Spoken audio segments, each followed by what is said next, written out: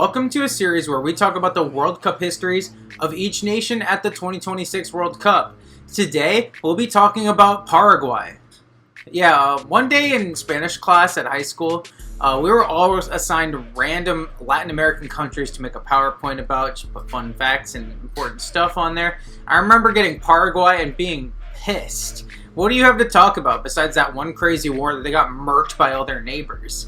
Their soccer history is similarly bland, but they've been in a few World Cups, and they've even had a good run or two. They're just kind of the Switzerland of South America. But I'm not really doing a good job of selling this, so, there's some surprises in here. I promise you at least a really good goalkeeper. Let's get into this. Paraguay's history at the World Cup would begin at the very first World Cup to be held, Uruguay 1930. As a fellow Guay, Paraguay was at an advantage here, and their group looked pretty even. However, Paraguay would be decisively beaten by the United States in their first game, giving the US the group and making Paraguay's game against Belgium a dead rubber. In this game, Paraguay would win 1-0, giving La Roja their first ever World Cup win on their way out. Paraguay would not attempt to appear at the World Cup in 1934 or 1938, and they would miss the next two as well due to World War II. This is honestly really unfortunate for Paraguay because, as it turns out, this was probably their best ever team during this era. They would then next appear at Brazil 1950, which they qualified to automatically. Here they would be grouped with Italy, Sweden, and India, but the Indians would be forced to withdraw, making this a three-team group. Paraguay would start well, drawing Sweden after coming back from down 2-0, but a loss to two-time defending champions Italy would put Paraguay in last place in the group and see Sweden move on instead. Qualification for Switzerland 1954 saw Paraguay in a three-team group with Brazil and Chile for South America's second spot, and wins against Chile home and away put everything on the Brazil games. Unfortunately, they would lose their home game 1-0, and a 4-1 road loss away meant Brazil was at the top of the group, and Paraguay would fail to qualify for the World Cup for the first time. For Sweden 1958, Paraguay would be drawn with Uruguay and Colombia to play for one of three South American spots at the northernmost World Cup ever. In this group, Paraguay would win home and away against Colombia, putting everything on their games with Uruguay. La Roja had the advantage here because Colombia actually nicked a point off La Celeste in their home game, and when Paraguay was able to drop a 5-banger in their first game against Uruguay, it made the second one obsolete. Paraguay was going to the 1958 World Cup ahead of the two-time champions Uruguay. The draw saw Paraguay grouped together with France, Yugoslavia, and Scotland, and this was a pretty manageable group all things considered. None of these teams were giants of the sport, all were gettable, and two teams would advance out of the group. Paraguay would open with France and played well for a while, holding a 3-2 lead after Jorge Romero gave them a 50th minute lead. And then they gave up 5 goals to lose 7-3. This is just a baseball score. This is insane, but this is also the era of the 3-2-5 formation, so it is what it is. In their second game against Scotland, Paraguay would score immediately, hold a 2-1 lead by halftime, and then hang on to a 3-2 win to give themselves some serious runway to qualify from the group with a game to go. Their last game was against Yugoslavia, and if Paraguay could manage a win, they would go through to the next round no matter what happened in the France versus Scotland game. In this one, Paraguay would fight their asses off, coming back from 3 separate deficits to equalize, but they never managed to grab the lead themselves. And with the draw combined with France beating Scotland, Paraguay would finish in 3rd place, a respectable showing, but not a successful one. Any hope that this would fuel up Paraguay and Golden Age was soon gone. Qualifying for Chile 1962 was strange as the 7 teams that entered all played playoffs against each other, but one team got left out. That was, of course, Paraguay, who would instead have to play in a playoff against Mexico in order to reach the World Cup. Here they'd lose 1-0 in Mexico City, came back home and drew 0-0, meaning Mexico was through and Paraguay was out, starting a decades-long World Cup drought, surprisingly. For England 1966, Paraguay would be drawn into a 3-team group with Argentina and Bolivia, and that's pretty tough. They would beat Bolivia at home in their first game in what would turn out to be their only win, as they lost and drew with Argentina and lost their final game in La Paz. Finishing in a distant second in the group, Paraguay would miss this World Cup as well. For Mexico 1970, Paraguay was now in a 4-team group where only the winner qualified, and they had to do it against Brazil, Colombia, and Venezuela. They actually picked up 4 wins of 4 against the weaker 2 teams, which is awesome, but so did Brazil. This put everything on the 2 games against Seleção, and you can probably imagine how those 2 matches went. 2 games, 2 L's, and no World Cup for Paraguay once again. For West Germany 1974, it's back to being with Argentina and Bolivia, and the results were similar. Paraguay actually beat Bolivia home and away and got a home draw in the first Argentina game, meaning a crazy road win would send them back to the World Cup. It wasn't to be. This was a solid Argentina team, and they would win the home leg to send Paraguay home for another World Cup. Argentina 1978 saw Paraguay grouped with Brazil and Colombia, and goddamn, they were some road warriors this time around. A win in Bogota and a draw at the Maracanã actually gave Paraguay a legitimate runway to do something in this group, but losing at home to Brazil and having to equalize in the 90th minute at home against Colombia for the draw is how you end up in second place. Not all that close to first place for Brazil, and wasting those great road results. Now we reach 1982, and the story so far has been Paraguay keeps ending up in the same qualifying group as Brazil or Argentina. Of course they're never going to qualify for the tournament.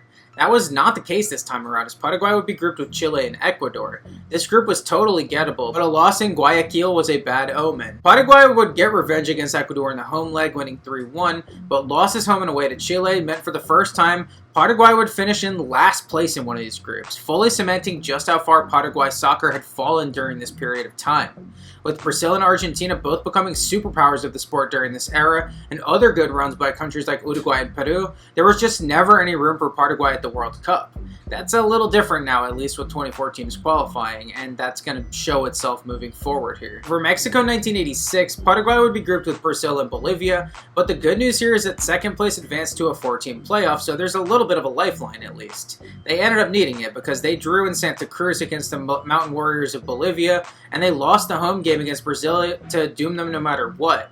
Still, Paraguay did get second place and at least had a 1-in-4 shot of qualifying. In the playoffs, Paraguay would be matched up with Colombia, against whom they would be considered the favorites for sure. Things worked out this way in practice as well, with Paraguay winning the home leg 3-0 and winning the playoff on aggregate despite losing the game in Cali 2-1.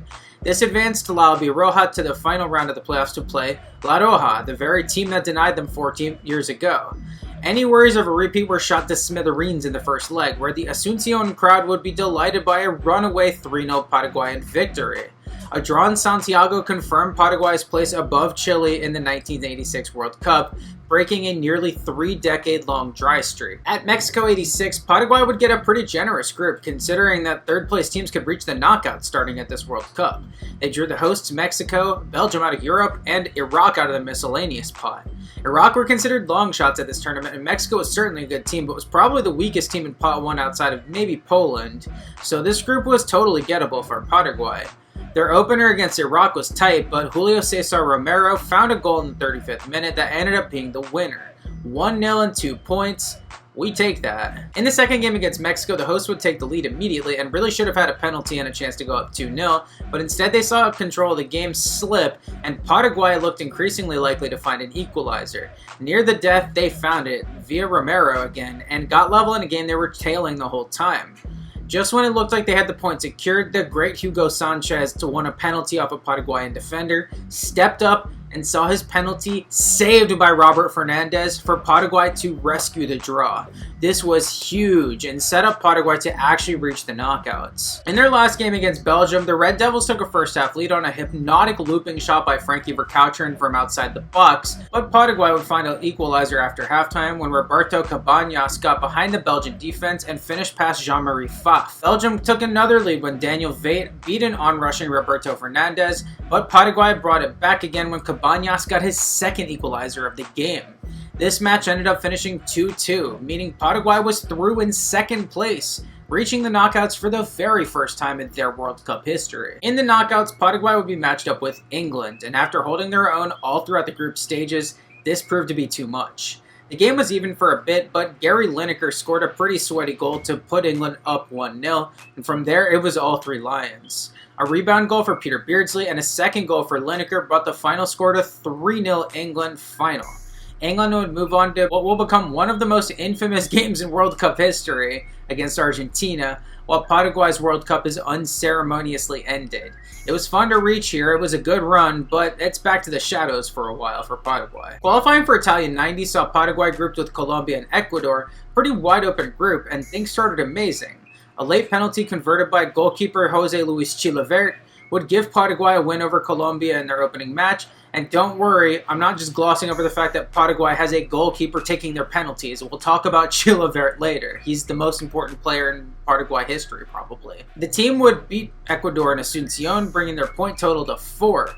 Loss in Barranquilla, though, left Paraguay in a position where they needed to win their final match in Guayaquil, and this proved to be a step too much, as Ecuador would win 3-1, and Paraguay would miss the most boring World Cup ever. What the hell? Paraguay belongs there. They would have made semis at a minimum. This was their World Cup. Qualifying for USA 94 saw Paraguay drawn into a group with Argentina, Colombia, and Peru, with the winner of the group receiving the automatic spot and the runner-up reaching the Intercontinental Playoffs. The first batch of results saw Paraguay on the outside looking in, with a draw in Barranquilla being nullified by a loss at home to Argentina. A draw at home against Colombia and a draw in Buenos Aires put La Albirroja in a position of hoping for a heavy Argentina defeat at home against Colombia, and then also Paraguay needing to beat Peru. Somehow they got the first one done, even though that was much less likely. Seriously, 5-0 beating at home at the hands of a team that would go on to get grouped at the World Cup by the USA? Seriously? Unfortunately, Paraguay would draw in Lima to give Peru their only points of the qualifying campaign, and this would send Argentina through to the Intercontinental Playoffs instead, eliminating Paraguay from World Cup contention for the second straight cycle. We're now in France 98, and the World Cup is expanded again to 32, giving South America 5 whole spots at this tournament, making things so much more possible for Paraguay to reach the final tournament. This is also the start of a new era for CONMEBOL qualifying, where the entire federation would compete in a double round robin, and I'm sorry, this is the best World Cup qualifying format in the world, and it isn't even close. There's nothing that matches this intensity, this marathon of a double round robin. Every country has a rivalry with each other before this and certainly after this, and it makes this so fascinating. In a giant campaign with 9 teams going for 4 spots, along with Brazil making automatically as holders, Paraguay began with a loss in Barranquilla and a huge win in Montevideo before getting the result that would kickstart their campaign. A critical draw in Buenos Aires where freaking Chilavert scored again to ultimately earn Paraguay a point against Big Bad Argentina. Following this, Paraguay would get 2 big home wins against Chile and Ecuador to put themselves in second place at this point in the campaign. And after 7 points in their next 9, Paraguay hit the halfway point, tied for first place at the top of the table, only behind Colombia on goal difference and ahead of Argentina. After beating Colombia in their next game, Paraguay was now at the top of the table by themselves. What the fuck is happening here? I have so many questions. As it turns out, Paraguay has been cooking, and we're here for a new Paraguayan golden age. The team would cool off a bit from here, still finishing second place right behind Argentina though, and easily qualifying to the 1998 World Cup. Only their second qualification in the last 4 decades. In France, the Paraguayans would get put in a tough group, probably the toughest group at that World Cup. They got Spain out of pot 1, a very good team, alongside Bulgaria, who got 4th place at the 1994 World Cup, as well as Nigeria, perhaps the best team in Africa at the time. The average fan would have assumed Paraguay was due for a last place finish in this group, but those fans clearly did not pay attention to South American qualifiers. This team was for real, and they were about to surprise some people. Paraguay would open with Bulgaria, and the favored Bulgarians would open as the brighter team, but they would fade as the match went on. It was actually Paraguay that would dominate the second half and got the best opportunity of the match. Striker Jorge Campos won a free kick, and up to take it stood Jose Luis Chilavert, the goalkeeper, the mad fucking lad, and his free kick was damn near a goal, being punched away by the Bulgarian keeper. The game would stay at 0-0 and proved that Paraguay was here to compete for a spot in the knockouts, not just make up the numbers. In Game 2 against Spain, La Albirroja would face a team hell-bent on achieving a better result than their opening loss against Nigeria, but Paraguay was a stubborn opponent as well, and they would hold out the entire game. Chilavert balled in goal, and for the second straight time to open the World Cup, Paraguay had posted a 0-0 draw. It's super boring, and it put a lot of pressure on their last game against Nigeria, but this was an even more unexpected result than the first draw for Paraguay, and Spain was 10 times more frustrated with this result than the South Americans were. With everything on the line in their final game against group winners Nigeria, Paraguay would see themselves matched up with Nigeria's B squad.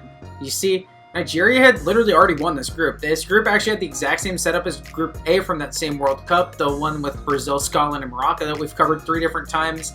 Except in that one, Mario Zagallo played his A team. Here, Bora Milutinovic, here he is again. He rested his key players, many of them being on yellows, and Paraguay was able to win this game pretty easily, taking the lead early in the second half on a nice goal from Miguel Angel Benitez and winning the game 3-1 to make the Spain-Bulgaria result irrelevant. Paraguay was through to the knockouts, unbelievably, out of this group of death. Paraguay's reward for all this hard work, by the way? They drew the hosts France, and once again, no one thought La Roja had a chance here. They would adopt the same approach against Les Bleus as they did against La Roja, parking the bus and defending their goal as if their life depended on it. The French pressured and dominated possession despite missing Zinedine Zidane due to suspension, but they couldn't find a goal in 90 minutes. We would go into extra time where for the first time in World Cup history, a goal would end the game immediately without playing out the rest of extra time. This is called a golden goal and I hate it, and so did everybody else.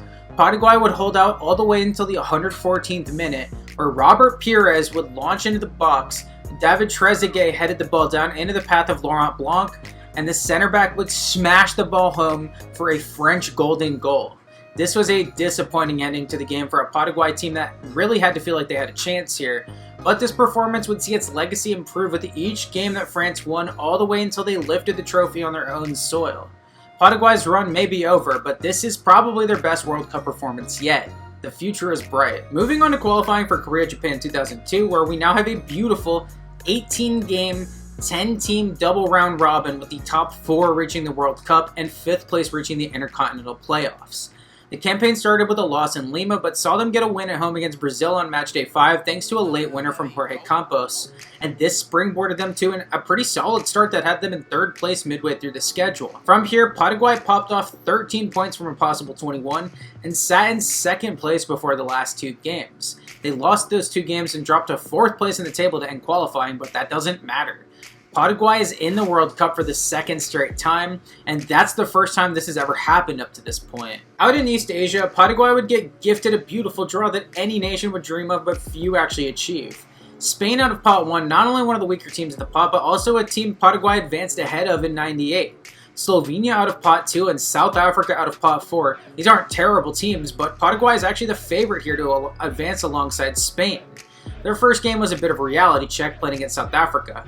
Goals from Roque Santa Cruz and Francisco Arce gave Paraguay a 2-0 lead, but they would go on to blow it, conceding not long after Arce's goal and giving up a pen in stoppage time. Without the great Chilavert in goal thanks to a suspension he picked up for spitting at Roberto Carlos in a friendly, Quinton Fortune was able to finish past backup Ricardo Tavarelli to get Bafana on a level and deny Paraguay their 3 points. Game 2 came against Spain, and Paraguay came out wearing these head-ass orange kits. I haven't commented on their main kits, but I love the red and white vertical stripes with the blue shorts. Everybody raves about Brazil, Peru, Colombia, Argentina when they talk about South American kits, but I love Paraguay's classics. These alternates though, I'm a fan of the color orange and these are just not it. The universe punished the team for daring to wear them, although the game actually started extremely well. Francisco Arce had a goal and put a crazy bend on the ball, and Iker Casillas spilled it right to Carlos Puyol, who gets credited for an own goal that can be best described as he was in the wrong place at the wrong time. Paraguay would park the bus after this and held out for the rest of the first half, but they would concede on a corner soon after the break.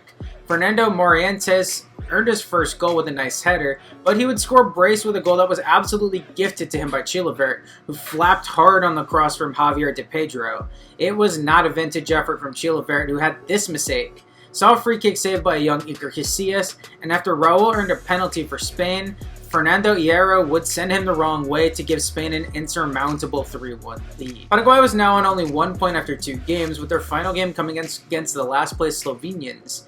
Needing a win and a Spanish win over South Africa, Paraguay started the game by doing absolutely nothing and then going down a man when Carlos Paredes picked up a second yellow in the 22nd minute. The red card didn't break their spirits, but things didn't get any better when Slovenia scored right before halftime thanks to another error from Chilavert. With things at an absolute nadir and South Africa now tied in the other game, qualification was looking super unlikely. The first domino for Paraguay dropped when Spain retook the lead against South Africa, and this lead would hold, putting everything on the South Americans. Paraguay got back level when substitute Nelson Cuevas did some shit I would try to do on FIFA and end up with the worst shot you've ever seen. A second substitute, Jorge Campos, would smash a grounded long shot past the Slovenian keeper to give Paraguay the lead, which is awesome, but they still needed a third goal in order to supplant South Africa in second place. After a Slovenian substitute got himself red carded to even the numbers, Nelson Cuevas doubled his total with a pretty awesome goal, beating multiple defenders and bar downing from just inside the box to give Paraguay their storybook ending. The game ends, the team storms the field, everybody mobs Chilavert. It's absolute scenes. It's one of my favorite final match days that's ever happened in the World Cup. Paraguay winning this game and advancing was madness, but if this was a dream, they must have woken up in cold sweats upon learning they were playing Germany in their next round. Their approach was to go back to defensive ball, and this worked. The Germans found themselves barely playing soccer. The game was boring as hell, but chances were surprisingly even. Everything was working all the way until the 88th minute, where Bernschneider found Oliver Neuville for the game winner.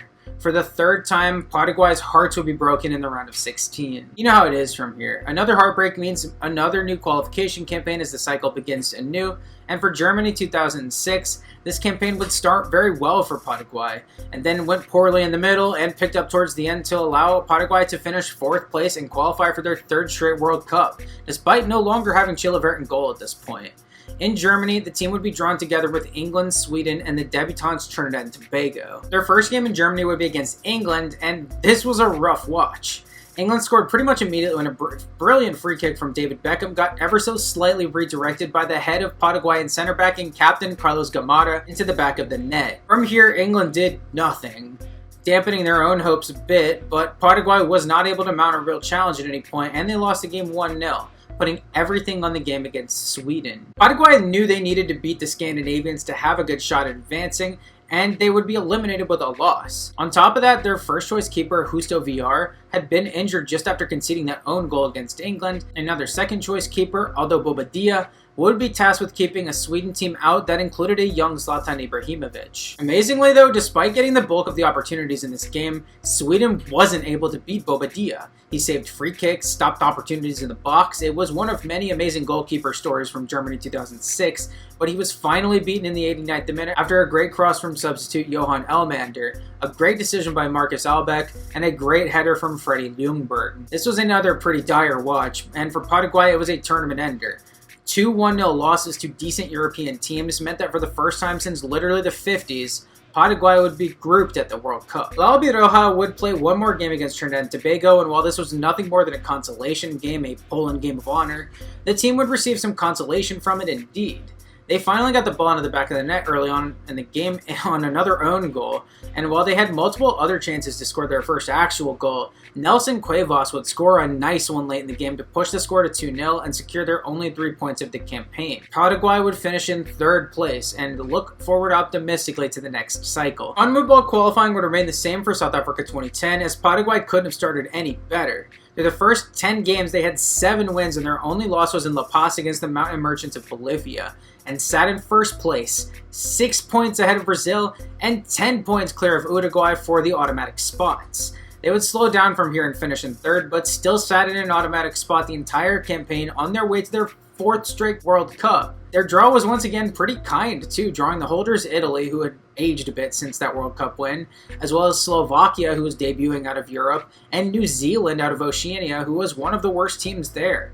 Paraguay was favored to reach the knockout stages once again. Paraguay would open with Italy, and they took a actually surprisingly defensive stance. This Paraguay team had a lot of skill, more than any previous team, but they went with negative tactics against the theoretically more talented team, and it did work. La Albirroja took the lead before halftime when Aureliano Torres put a free kick into the box, and Antolin Alcaraz smashed a header past Gigi Buffon for a 1-0 lead. Italy would equalize on a corner goal, and the game finished 1-1, but that result actually really worked for Paraguay. They just needed wins in their other 2 games to guarantee qualification, and Paraguay would now go into their most important match with a chance to deliver a knockout punch to their biggest contenders in 2nd place. Paraguay would take an attacking mindset into their game against Slovakia, putting a 3rd attacking player on the pitch and bossing the game for the first half hour until a great finish by Enrique Vera put the South Americans ahead.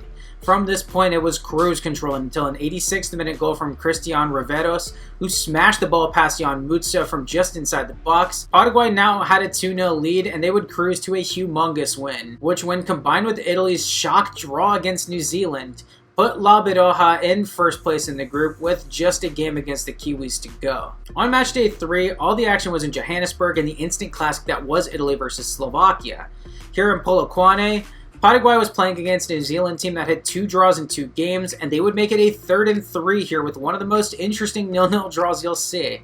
Both teams had a lot riding on this match, and in particular, New Zealand's keeper Mark Paston was on a heater, but Justo VR and the Paraguayan defense took care of the few opportunities the All Whites were able to produce, and held on for a 0-0 draw that actually saw Paraguay top the table with only 5 points. It's pretty rare for the World Cup.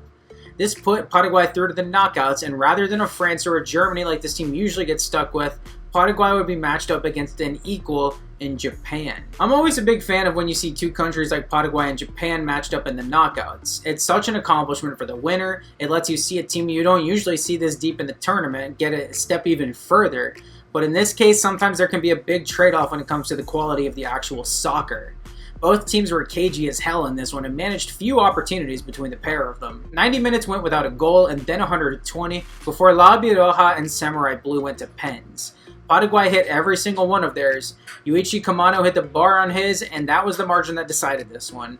Paraguay was on to the quarterfinals for the first time ever. They won't complain about the margins, because they were about to have a shot against Spain again. Paraguay was easily the biggest underdog in the quarters here, even more so than Ghana, and they were going up against the European champions, but it was they who started best. Nelson Valdez found the back of the net, and he was unfortunately wrongfully given an offsides to deny Paraguay the lead they deserved. Oscar Cardoso would be fouled in the box though, giving him a penalty that would be saved by Iker Casillas to keep the game level.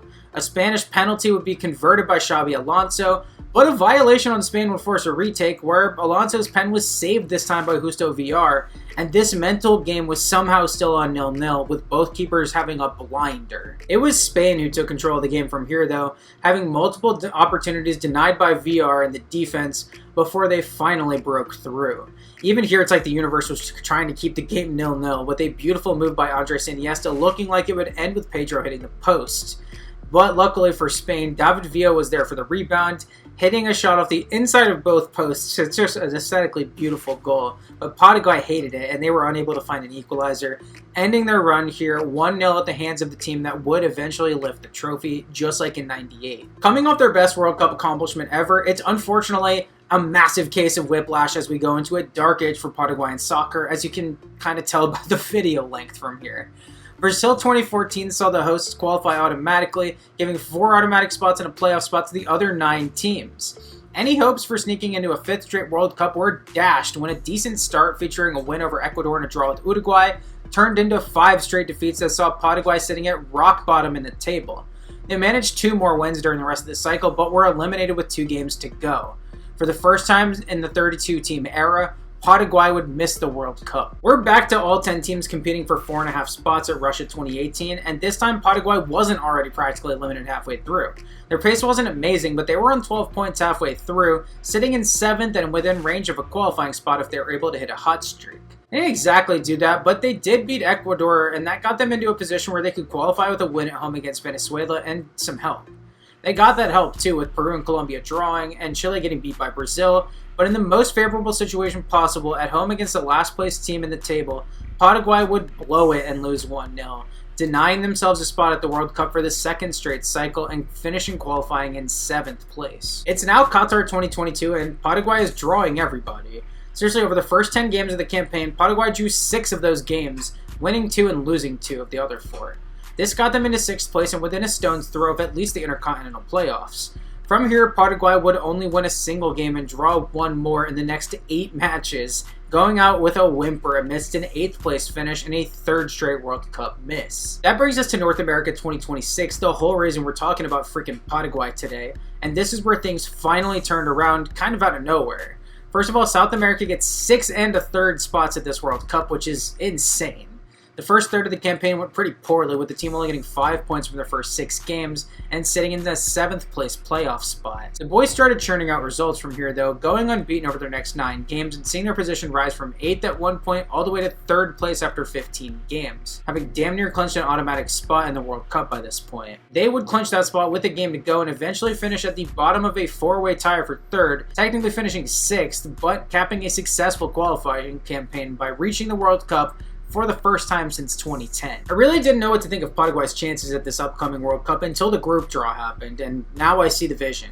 They got the United States out of Pot 1 and Australia out of Pot 2, which are about the best draws they could have gotten, but they did get Turkey out of Pot 4, which is absolutely the worst draw they could have gotten there.